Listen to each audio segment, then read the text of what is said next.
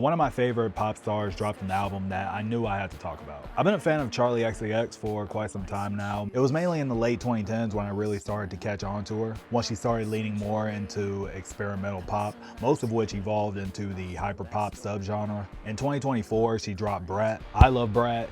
I know y'all love Brat. No need to waste time there. But now with music, fashion, film, in which the cover portrays heavyweight legends from each of the three industries that inspire her: music composer John Cale, fashion designer Marc Jacobs, and acclaimed director Martin Scorsese.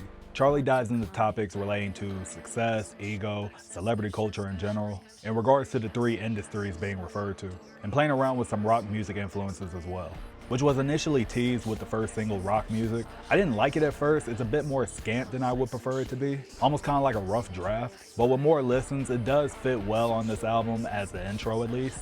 I still don't like Spring Summer 26 though. It just doesn't do much for me personally, but her writing on it is at least interesting. However, I do enjoy the edgier guitars and sonic shifts that occur on Card Declined, where Charli has interesting lyrics relating to materialism and excessive spending to achieve even just minimal happiness. I also like Camera, which is a catchy, vulnerable moment of Charli wrestling with her fame and trying not to get too caught up in either excessive praise or unfair criticism. She also exclaims through this track that she's happy and proud to put out whatever she wants artistically, even if people consider it a flop or just simply not good. She recognizes that she's an imperfect person who could never make fans or haters completely happy. So standing on the things creatively that fulfill her and make her happy is a very healthy and mature thing. It's unfortunate that most artists in the industry don't have either the courage or freedom to express themselves in similar fashion. She lays out all her insecurities and fears on the even more vulnerable I'm Afraid. Yeah, it's a fun, lighthearted banger where these distorted, grungy guitars steal the show for me.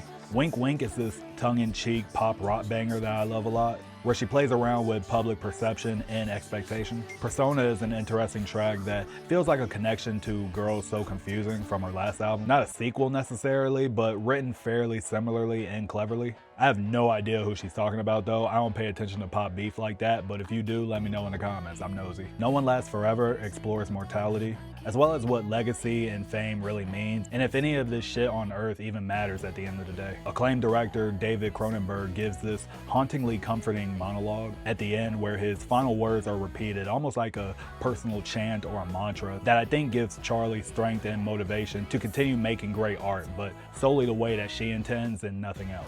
This album isn't Brat in the slightest, and that's the entire point. I really like it. I think you should check it out.